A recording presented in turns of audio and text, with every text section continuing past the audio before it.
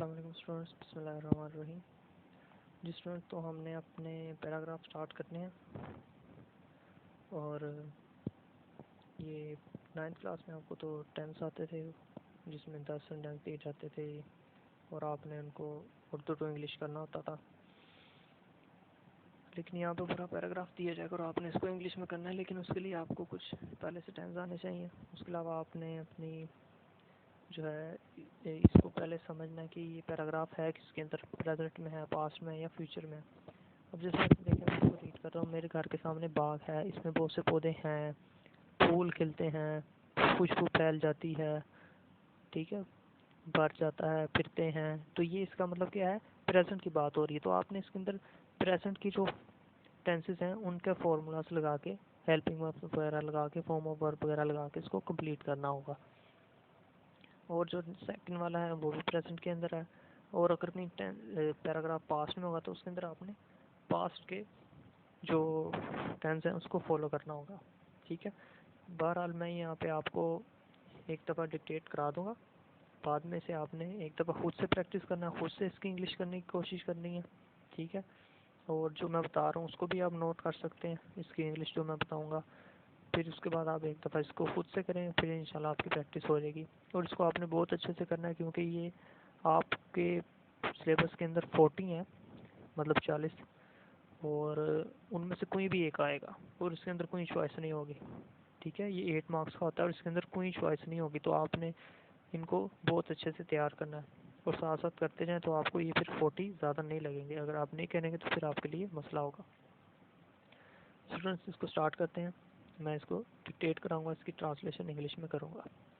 मेरे घर के सामने एक बाग है। There is a garden in front of my house. इसमें बहुत से पौधे और दरख्त हैं। There are many plants and trees in it. बहार के मौसम में कई रंग के फूल खिलते हैं। In the spring season many flowers of different colours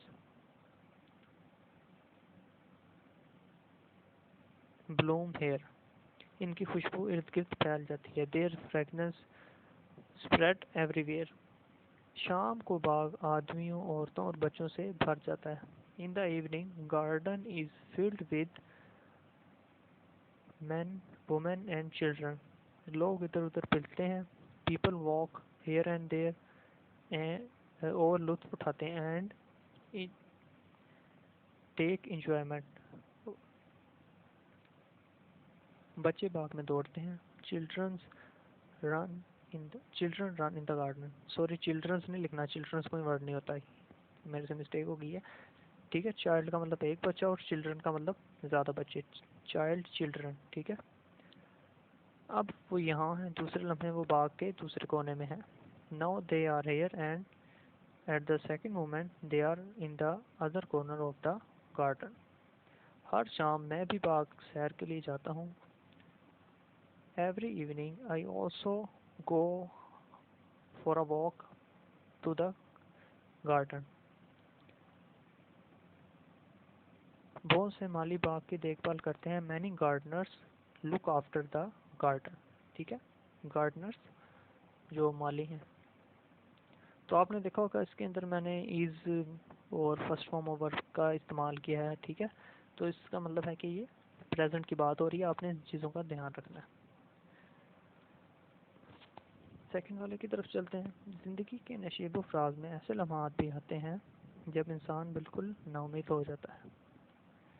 there comes a moments in the man's life when he totally becomes hopeless. इसे हर तरफ अंधेरा ही अंधेरा नजर आता है। He finds darkness everywhere. और इसके मुकाबले की सकत ख़त्म हो जाती है। And his power to competition comes to end his power of competition comes to an end. ये बात इंसान की अजमत के खिलाफ है। It is against the dignity of the man. दुनिया में जितनी भी तरक्की हुई है वो इस अज़्म हिम्मत का नतीजा है। All the progress in the world is the result of that, जो कि अल्लाह ताला ने इंसान को फरमाई है। All the progress in the world is the result of the all the progress in the world is the result of the determination and perseverance which Allah has granted to man. इंसान को चाहिए कि कभी हिम्मत ना हारे बल्कि मर्दाना वार नाकामियों का मुकाबला करे. Man should never lose hope. Instead, he should face failures bravely or manfully. अल्लाह ताला एक दिन इसे ज़रूर कामयाबी अता करेगा. One day Allah reward him. One day Allah shall reward him. ठीक है, यहाँ पे आप शैल भी लगा सकते हैं क्योंकि ज़रूर का लफ्ज़ यहाँ पे आ जाना और फ्यूचर की बात करनी है, वहाँ पे आप शैल का इस्तेमाल भी कर सकते हैं. तो मीनिंग्स नीचे लिखे हुए हैं, मैंने आपको एक दफ़ा डिक्टेट करा दिया है और आपने इसको नोट भी कर लेना जो मैंने बोला है, और आपने मीनिंग देख के एक दफ़ा जो मीनिंग नीचे लिखे हुए हैं इसको एक दफ़ा खुद से करना है. ठीक है, ताकि आपकी अच्छी प्रैक्टिस हो जाए. तो इंशाल्लाह नेक्स्ट लेक्चर में मिलते हैं स्टूडेंट्स. दुआ में याद रखिएगा. तब तक के लिए अल्लाह हाफिज़.